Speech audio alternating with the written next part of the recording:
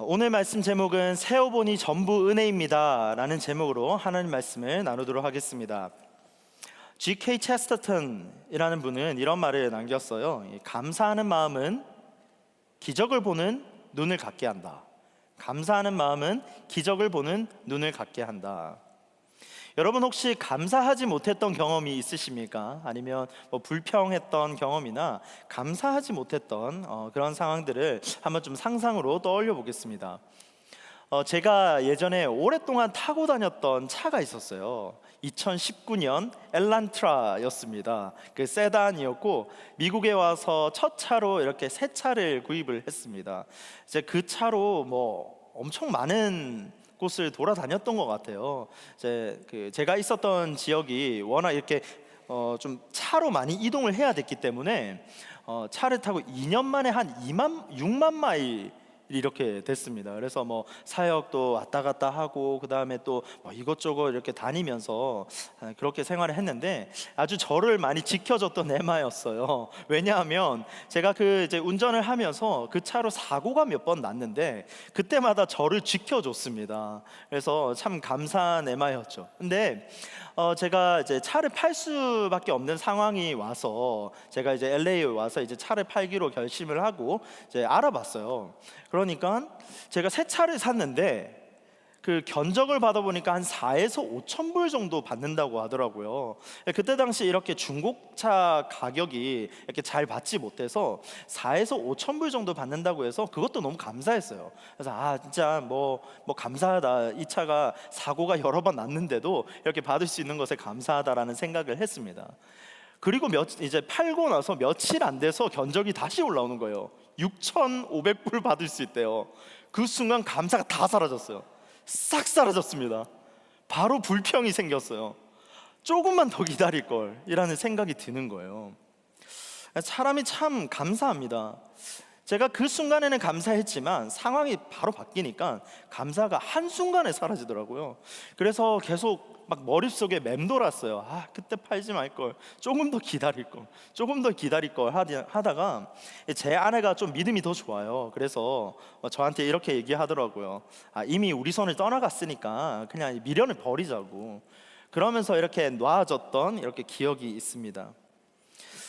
오늘날 우리는 이 감사하지 못하는 것, 감사하지 못한 삶을 많이 삽니다. 인간이라는 우리 존재는 감사를 많이 할 것 같지만 감사를 잘 하지 못해요. 왜 그럴까라는 생각을 해봤어요. 이 스토아 철학자 세네카는 이런 말을 했습니다. 부족해서 가난한 것이 아니다. 과욕해서 가난한 것이다. 부족해서 가난한 것이 아니다. 과욕해서 가난한 것이다. 우리가 갖고 있는 것이 부족해서가 아니라 더 많이 갖고 싶어서 내가 가난하게 느껴진다라는 겁니다. 우리는 이 감사를 통한 축복을 발견할 수가 있습니다. 성경에는 이 감사를 통한 축복들을 많이 얘기를 하시거든요. 그러면 우리가 질문이 생기죠. 어떻게 하면 감사하는 삶을 살 수 있을까? 그러면 어떻게 하면 이 감사하는 삶을 살 수 있는 이 비결은 무엇일까라는 질문이 생깁니다. 그 말씀에 대한 해답을 오늘 말씀을 통해서 함께 살펴보겠습니다. 첫째로, 그리스도의 평강이 우리의 마음을 주장해야 합니다. 함께 읽겠습니다. 시작. 그리스도의 평강이 우리의 마음을 주장해야 합니다. 이 박사과정을 공부하시는 분들도 아마 계실 텐데, 이 박사과정에 입학을 할 때, 그리고 박사과정을 졸업을 했을 때 되게 중요한 게 하나 있어요. 그게 뭘까요? 누구한테 배웠느냐라는 겁니다. 보통 이제 박사과정을 진학을 하면 우리가 학교보다도 그 교수님에 대한 것들을 많이 배우죠. 내가 이 학문에 대해서 더 공부하고 이 학문을 발전시키기 위해서 공부를 하러 갑니다. 그래서 스승이 누구냐가 되게 중요하고 어떤 스승이 무엇을 배웠느냐를 따라서 우리가 그 학위들을 이렇게 공부를 하게 되는 것을 보게 됩니다. 왜냐하면 이 좋은 스승 밑에 좋은 제자가 나오니까 우리가 좋은 스승을 따라서 공부를 하게 됩니다. 그 사람의 깊이라는 것은 그 사람의 뿌리를 보면 알 수가 있습니다. 그 사람이 어떤 영향을 받았고 누구로부터 배웠는지가 이제 보이는 거죠. 신앙의 깊이라는 것은 주님께 얼마나 우리가 뿌리를 두었느냐 통해서 알 수가 있어요. 요한복음 15장 5절은 이렇게 말씀하셨어요. 나는 포도나무요 너희는 가지니 그가 내 안에 내가 그 안에 거하면 사람이 열매를 많이 맺나니 나를 떠나서는 너희가 아무것도 할 수 없음이라 라고 말씀하셨습니다. 이 말씀을 보면 이 포도나무와 연결되어 있는 이 가지의 얘기를 볼 수 있습니다. 이 포도나무와 연결되어 있는 가지는 포도 열매를 맺습니다. 이 열매는 자연스러운 현상이잖아요. 포도나무에 있으면 포도 열매가 맺히고 감나무에 있으면 감이 맺힙니다. 이것은 하나님의 이 자연 질서 안에서 자연스럽게 나타나는 현상입니다.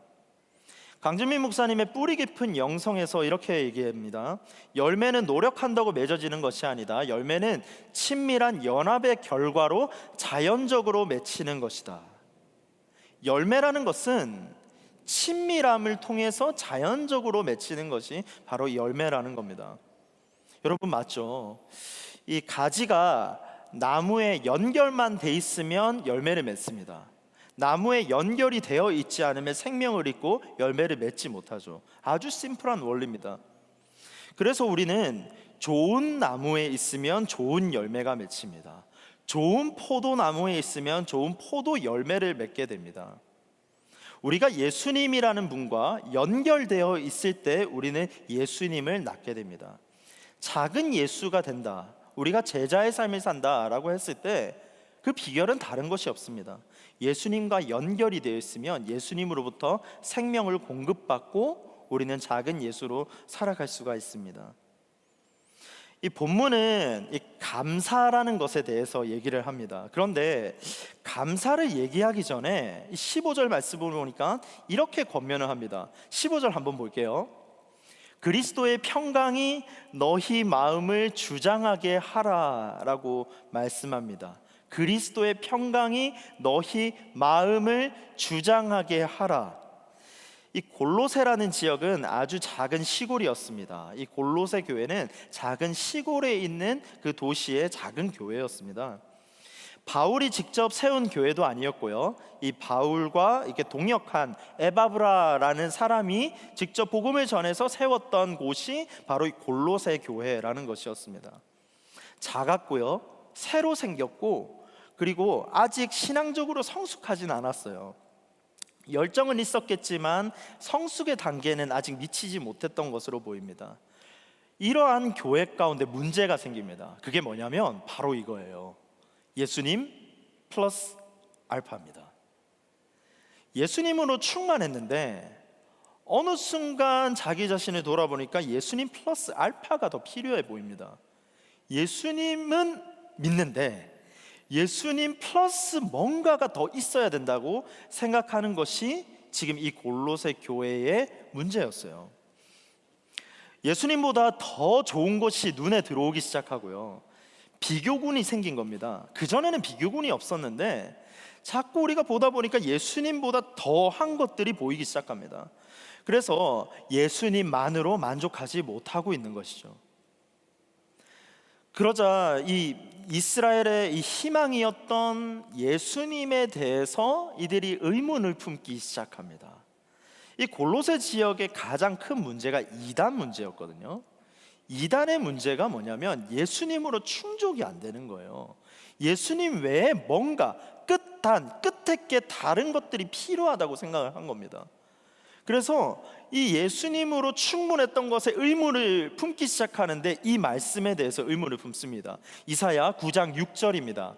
이는 한 아기가 우리에게 낳고 한 아들을 우리에게 주신 바 되었는데 그의 어깨에는 정사를 메었고 그의 이름은 기묘자라 모사라 전능하신 하나님이라 영존하시는 아버지라 평강의 왕이라 할 것임이니라 라고 하는 이사야 말씀의 예언의 말씀에 확신을 가졌는데 예수님 플러스 알파라는 의문점이 생기다 보니까 이 말씀에 의심을 심기 시작합니다. 과연 내가 믿었던 예수님은 진짜 우리에게 평강을 주시는 분인가? 라는 질문을 갖기 시작합니다. 때마침 그 거짓 가르침이 교회에 침투했고요, 스며듭니다. 순수했던 사람들이 병이 들기 시작하고요, 예수님 외에 대체군을 찾기 시작합니다. 예수님만으로 만족을 못해요. 하나씩 플러스 더, 이것 말고 더를 찾기 시작합니다. 그래서 사도 바울은 이것에 대한 심각한 문제라고 보았던 거죠. 우리가 갖고 있는 것이 있습니다. 우리 손에 쥐고 있는 것이나 우리가 집에 놔둔 것이나 아니면 우리가 마음에 품은 소중한 것들을 아마 갖고 있습니다. 그 갖고 있는 것을 저울에 한번 매달아 볼게요. 저울에 달아보면 비교군이 생깁니다. 비교해서 더 많은 것이 좋은 것이라고 생각을 합니다. 하지만 우리가 내가 갖고 있는 것이 얼마나 가치가 있느냐라는 것만 발견을 해도 다른 것이 소중하게 느껴지지가 않습니다. 내가 갖고 있는 것이 눈에 보기에 아주 작아 보이더라도 그것이 절대적인 가치가 있다면 절대 바꾸지 않죠. 우리가 금 1kg와 먼지더미 100kg를 저울에 달았을 때 먼지더미와 바꾸는 바보는 아무도 없습니다. 하물며 우리 예수님이 금 1kg만큼의 가치만으로만 생각을 하더라도 우리는 세상의 것과 바꾸지 않습니다. 적어도 예수님을 그 정도의 가치만으로만 생각을 하더라도 비교해서 바꿀 이유를 찾지 못할 것이라는 겁니다. 이 골로새는 로마에 속한 작은 도시였어요. 사진을 보시면 이 사진은 팍스 로마나, 평화, 로마의 평화라는 슬로건을 내걸고 전 지역을 제패했습니다. 폭력으로 이룬 평화였어요. 그들이 이루는 평화라는 것은 정복하고 평화, 폭력을 통해서 그 나라들을 정복하기 시작했습니다. 하지만 거기에 대해서는 대가가 따랐죠. 예수님과 같은, 이들이 볼 때 예수님과 같은 이 반란군을 가만히 둘 수가 없습니다. 이 반란군은 평화라는 것을 외치지만 감히 로마의 체제를 어지럽혔다라는 이유만으로 핍박을 하기 시작합니다. 그리고 그 이유로 많은 그리스도인들은 처형을 당했습니다. 그러나 예수님이 이룬 이 평화, 그리스도인들이 외쳤던 그 평화, 평강이라는 것은 자기 희생에서 비롯됩니다. 예수님은 하나님과 그 인간의 그 화해를 위해서 구구절절 논리로 설명하지 않습니다. 성경을 보시면요, 모든 것을 완벽하게 논리적으로 설명하는 것을 통해서 예수님이 십자가를 지셨다라는 것을 다 말하지는 않습니다. 우리에게도 궁금증이 남아 있습니다. 하지만 중요한 것은 예수님은 그 다른 신이 아니라 자기 희생을 통해서 그 평강을 이루셨다라는 겁니다. 그래서 대신 이 말씀으로 확증을 하십니다. 히브리서 9장 22절을 보면 피 흘림이 없은즉 사함이 없느니라. 예수님께서 몸소 보이셨던 거죠. 피 흘림이 없은즉 사함이 없느니라. 사함을 위해서 자기 자신의 죽음과 자기 희생으로 보여주신 것입니다. 바울이 말하길 우리의 삶에 신성한 혜택이 있는데 divine benefits, 이것이 죄 많은 인간에게 예수 그리스도를 통해서 은혜로 주어졌다라고 말씀합니다.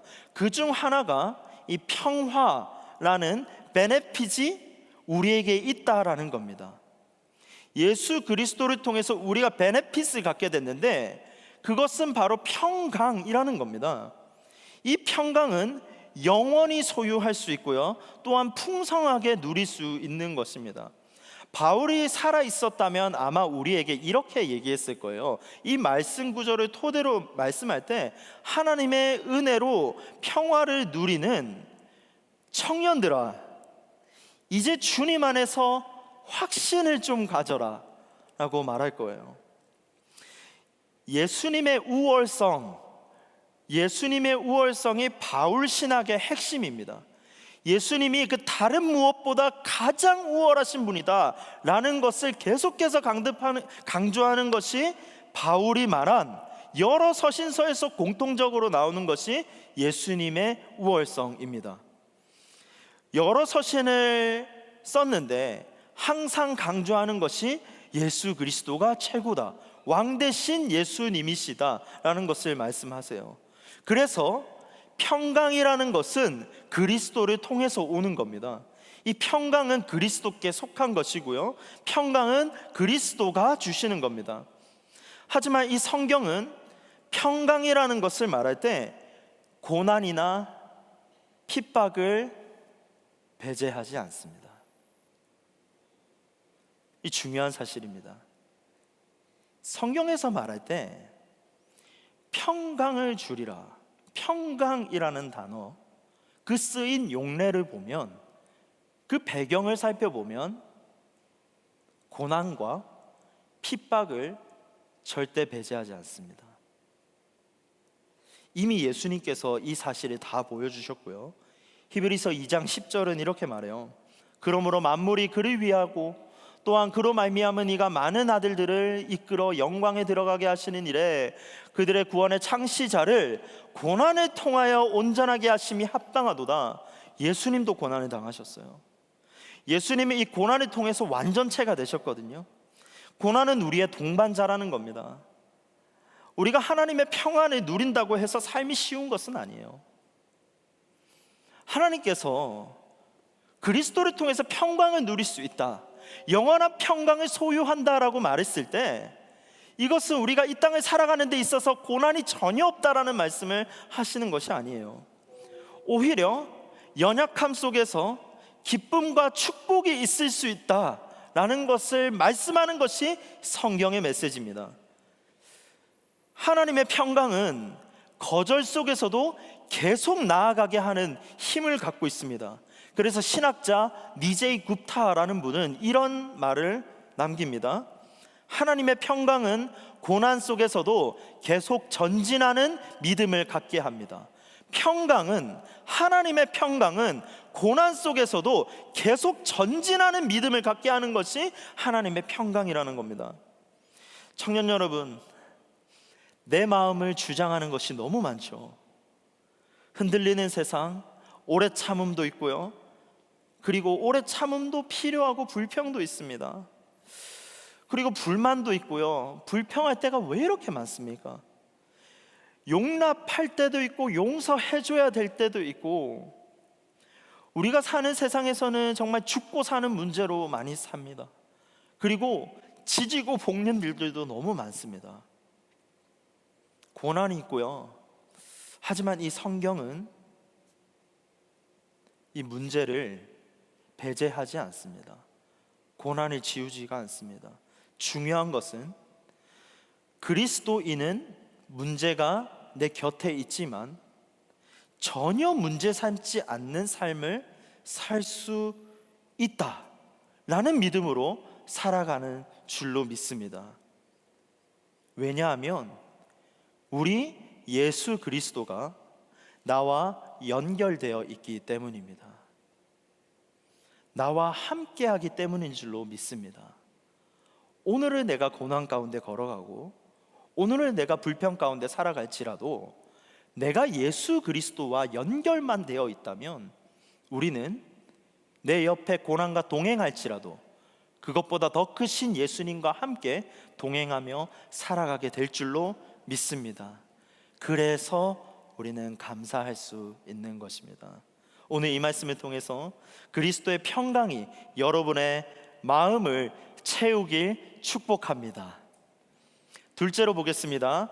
그리스도의 말씀이 우리 안에 풍성히 거해야 합니다. 함께 읽겠습니다. 시작. 그리스도의 말씀이 우리 안에 풍성히 거해야 합니다.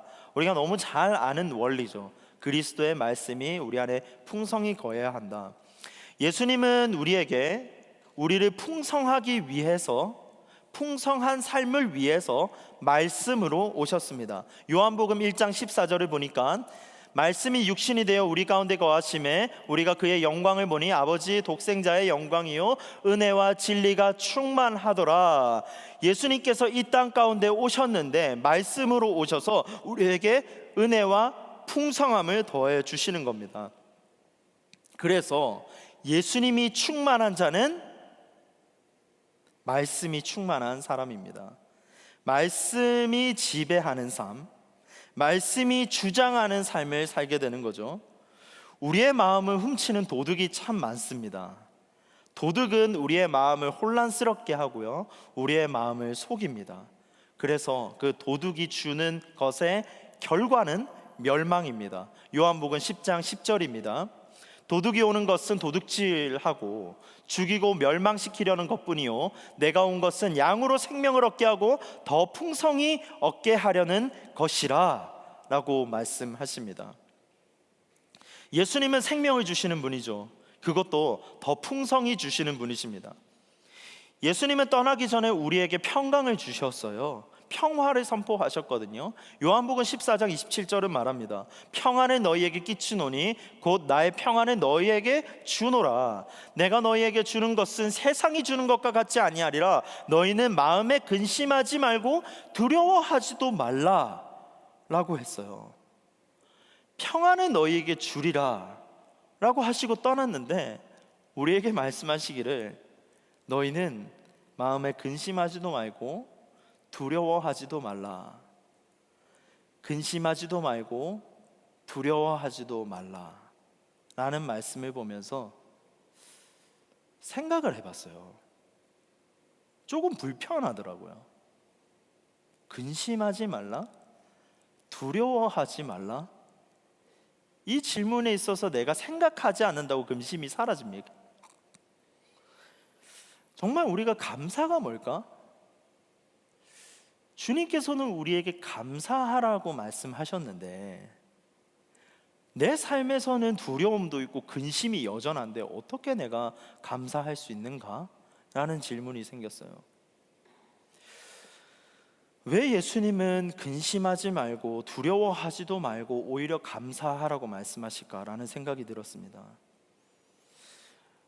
우리가 삶을 살아가다 보면 사람들이 겪는 경험은 다 다릅니다. 겪는 종류도 다 다릅니다. 근심과 걱정, 두려움, 고난이라는 것의 종류들도 다 다릅니다. 서로 비교해서 저울질을 할 수 없습니다. 왜냐하면 내가 겪고 있는 고난이 가장 크게 느껴지기 때문이죠.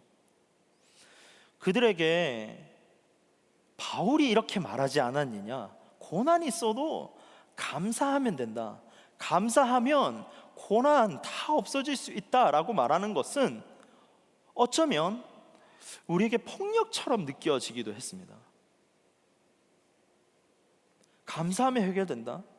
우리가 신앙생활을 할 때 내가 겪었던 공식으로 그 모든 것이 적용이 됩니까?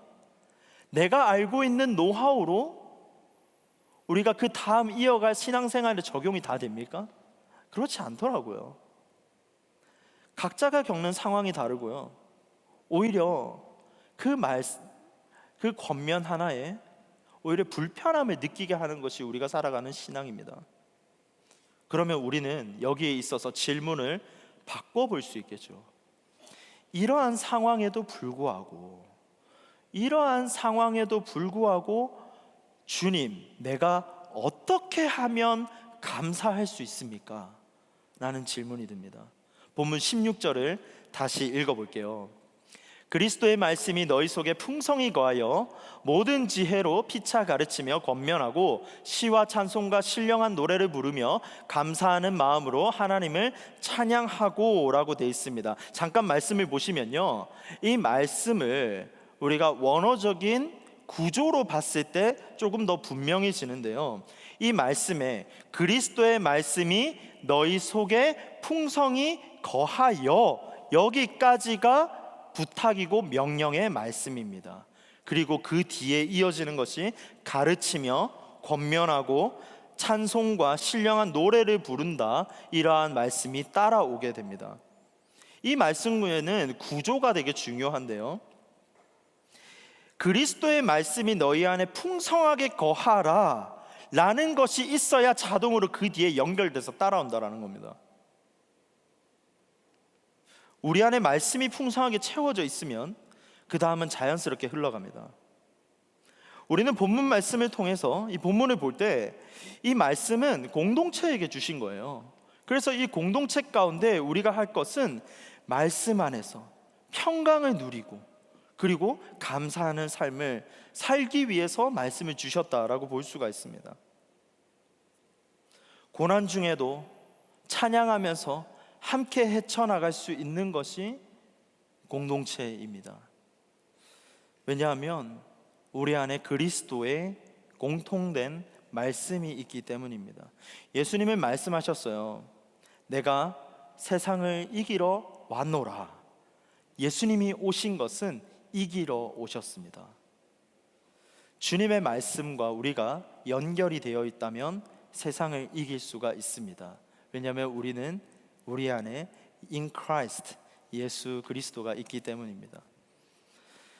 구부러지고 쪼개지는 이러한 상황 가운데서, 이 최악의 상황 가운데서도 이 포도나무에서 생명과 힘을 얻는 것처럼 우리가 그리스도의 말씀에 연결만 되어 있으면 위험한 세상 속에서 살아갈 수 있는 뿐만 아니라 그 속에서도 감사하는 삶을 살아갈 수가 있습니다.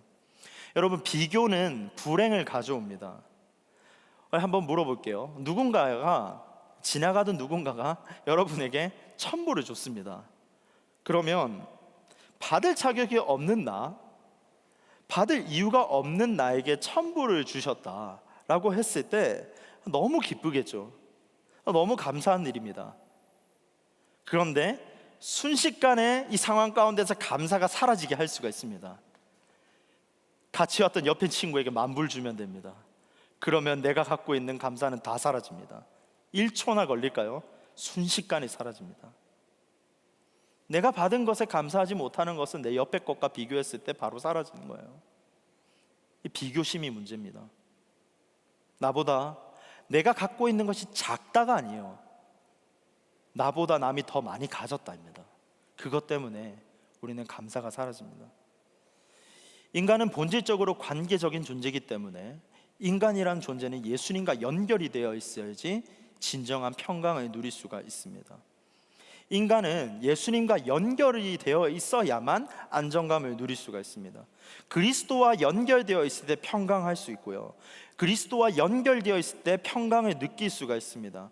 다윗이 골리앗 앞에서 싸울 때 담대할 수 있는 이유는 다윗의 고백에서 볼 수가 있어요. 만군의 여호와가 나와 함께한다 라는 믿음으로 나아갑니다.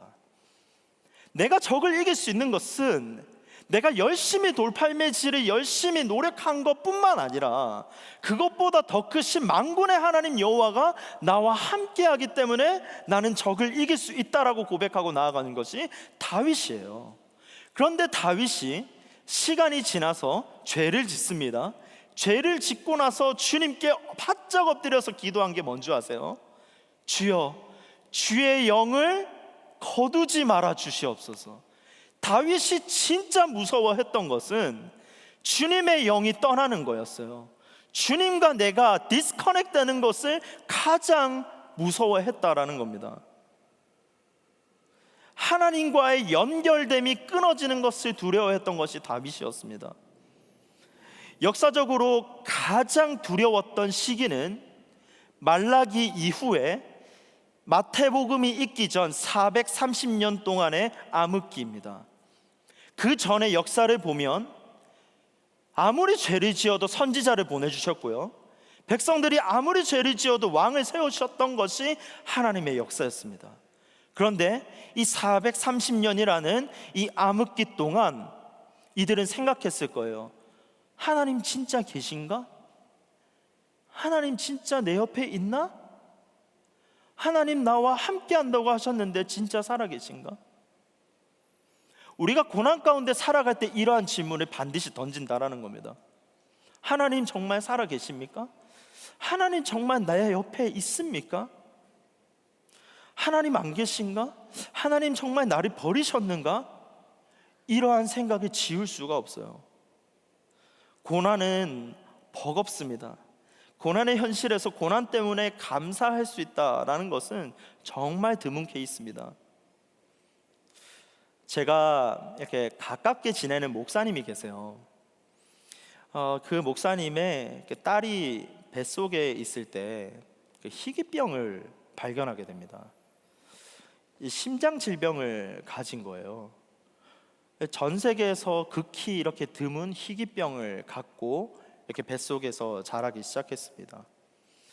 그래서 태어날 때 그것을 갖고 태어날 것을 이미 알고 있었어요.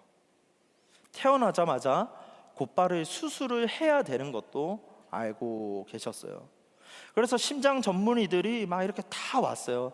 그 의료진들과 스태프들이 다 와서 체크를 하고, 거의 그 의사 선생님들만 한 20명 가까이가 와서 이런 것들을 이제 확인하면서 살펴봤다고 얘기를 들었습니다.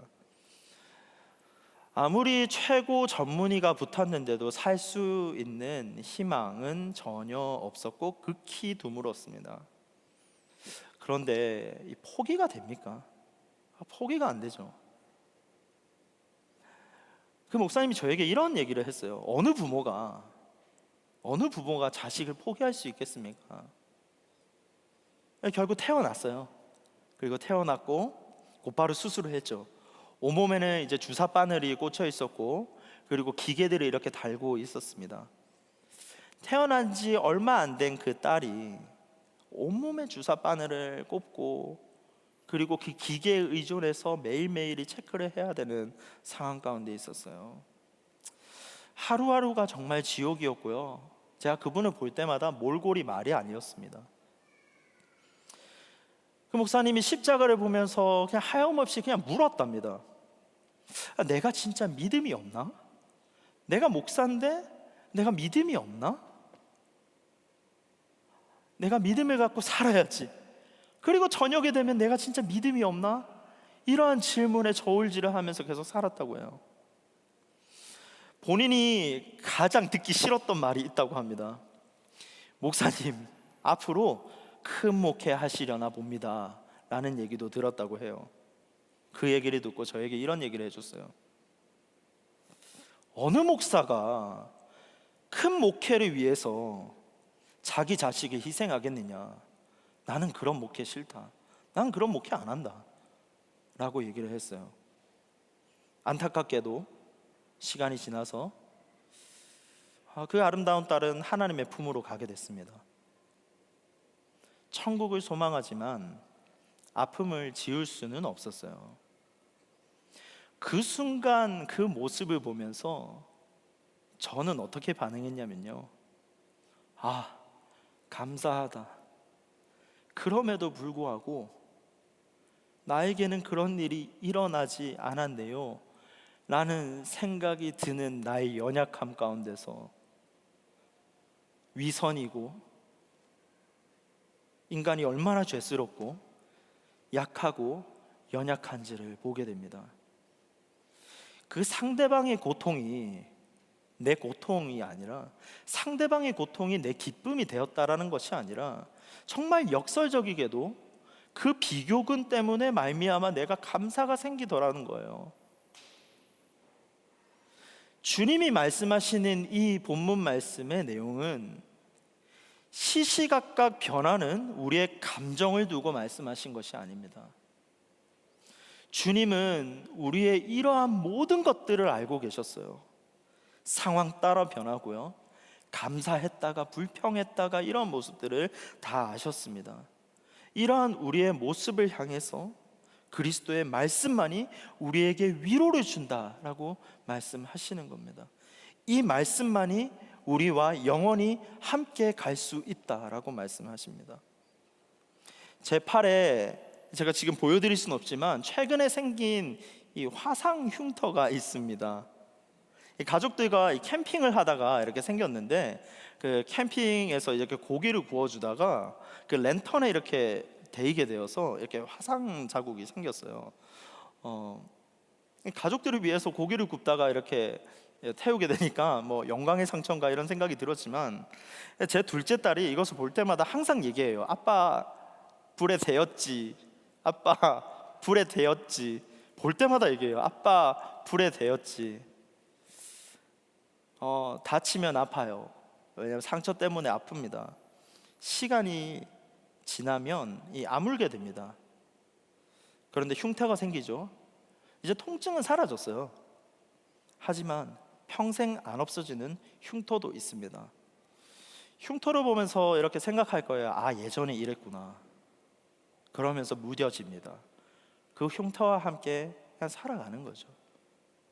사랑하는 청년 여러분, 오늘 추수감사절을 보내고 있습니다. 고난 중에도 지금까지 오게 하신 것이 하나님의 은혜입니다. 우리 안에 여전히 흉터가 있지만 그것으로 우리는 우리의 인생을 좌지우지 받지 않습니다. 우리는 영원한 생명 되시는 예수 그리스도가 우리의 삶을 지금까지 그리고 앞으로도 이끌어 가실 것을 믿습니다. 사도 바울이 말하는 이 감사는 감옥이 너무 좋다, 내가 고난이 너무 기쁘다, 고난을 정말 즐겨야 된다라는 말씀으로 하는 것이 아닙니다. 상태의 만족의 의미로 자족하라라고 말하지 않아요. 고난과 불평 속에서도 하나님이 나와 함께 하신다, 그럼에도 불구하고 하나님이 나와 함께 하신다라는 믿음이 평강을 주시는 겁니다. 나를 버리지도 않으시고요, 내가 주님과 연결되어 있는 것을 확신할 때 평강이 우리를 지배하게 되는 줄로 믿습니다. 그리스도의 말씀은 하나님의 백성이 이 복음의 사명을 가지고 이 위험한 세상으로 우리가 모험을 떠날 때 우리의 마음과 생각과 영혼을 지키게 하는 것이 바로 그리스도의 말씀이라는 겁니다. 그리스도의 말씀은 고난을 물리치는 수단이 아니라 고난을 견딜 수 있도록 하는 힘이라는 겁니다. 골로새 교회, 이 작은 마을 로마의 속국이었던 이 현실 속에 찾아가신 예수님이 오늘 우리 가운데 찾아오십니다. 여러분은 지금 어려운 사역에 부름을 받았습니다. 이곳은 고난이 있고요, 이곳 가운데서는, 이 땅 가운데서 태어났습니다. 태어나서 성장하려면 성장통은 피할 수가 없어요. 고난이 분명히 있습니다. 하지만 괴로움 가운데 씨름하더라도 우리가 감사할 수 있는 이유는 평강의 하나님이 우리와 영원히 함께 하시기 때문인 줄로 믿습니다. 말씀을 정리할게요. 예수님으로 힘입어 감사하는 삶을 사시기 바랍니다. 예수님으로 힘입어 감사하는 삶을 사세요.